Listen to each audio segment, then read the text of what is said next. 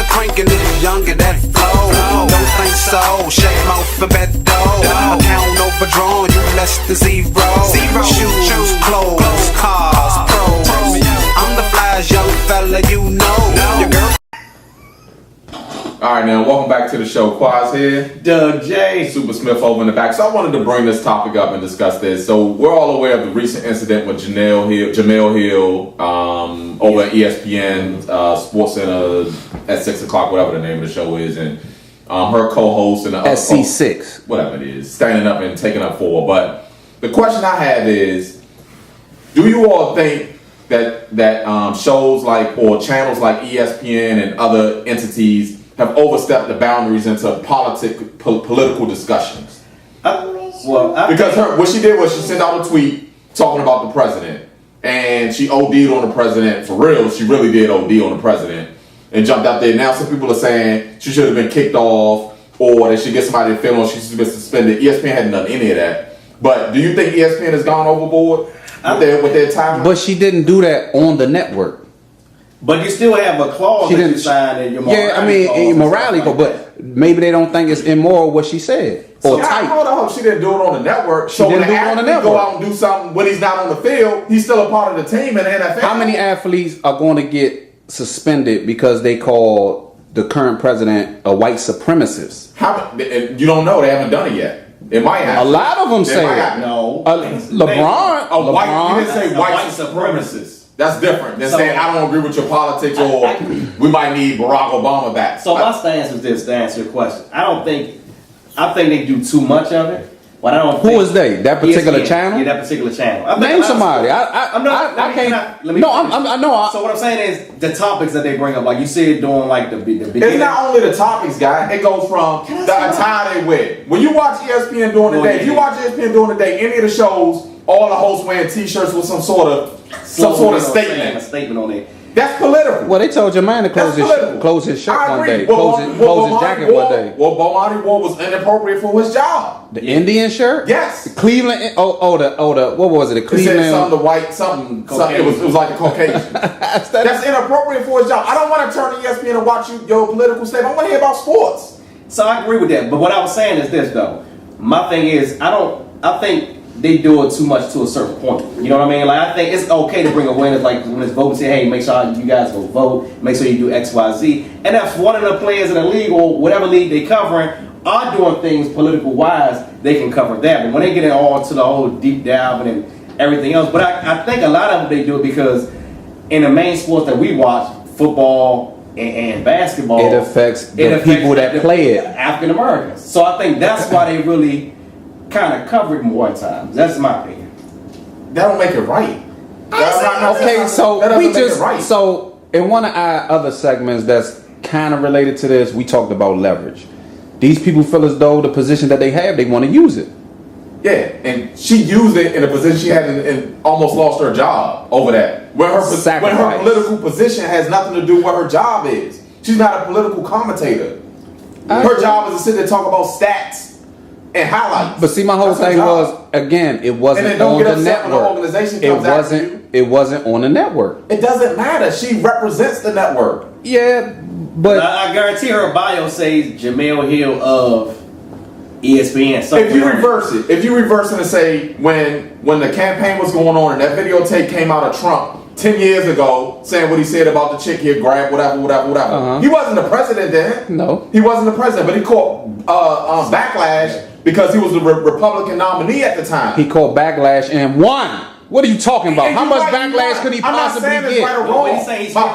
Now, the other guy got fired. Billy Bush got fired. The guy that was interviewing him got fired. Exactly. So why shouldn't she get fired when she overstepped it? And that was like 10 years ago. And he got awarded the presidency. He was elected the president, not awarded. It's something different. I'm not saying it's right or wrong. The people voted for him. So I'm talking about the backlash.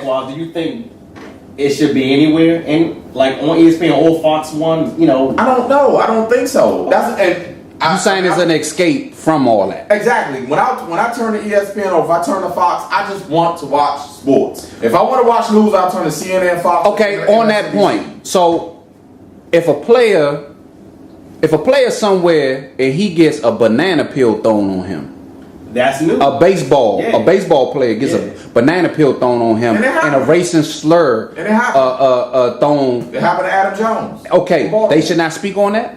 They can speak on it, but I don't want to hear your political skew on what you speak. Report. So they should just report it and move on. Report the story. They shouldn't put their own personal spin on it, or not spin, but their own personal view of that particular event. I think the personal view you're gonna hear always is I don't think it's right. I don't think that's appropriate. I think that's the political.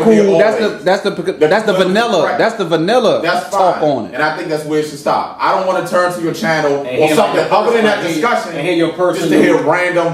Racially. Visuals. Racially. So when Ray Rice hit his wife, they shouldn't speak on that. They should just tell. No, hold on. Not just So they should just say what happened in the elevator, show the video, and then be like, and move on. I think we could all agree domestic violence isn't right, but Republican versus Democrat, I think that's a different discussion. So again, answer the question: do you think they should speak on that domestic case? Do you look at that differently? Not just speak on it, I'm talking about actually put their opinion on it. I think they should. Their opinion is fine for a domestic case or something like that, a drug case. That's different. I don't think it's the same as politics. I think it's apple and oranges. I don't think it's the same.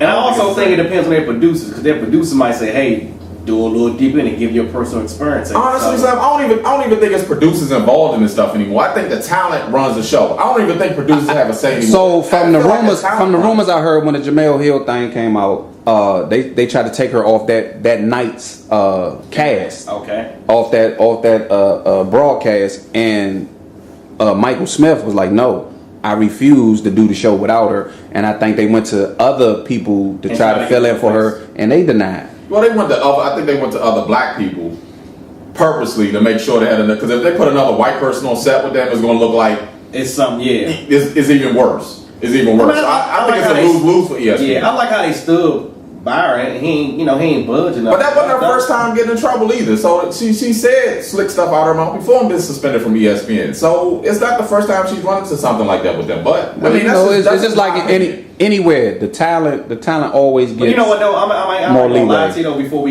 we move on, I do think it's like a double standard though.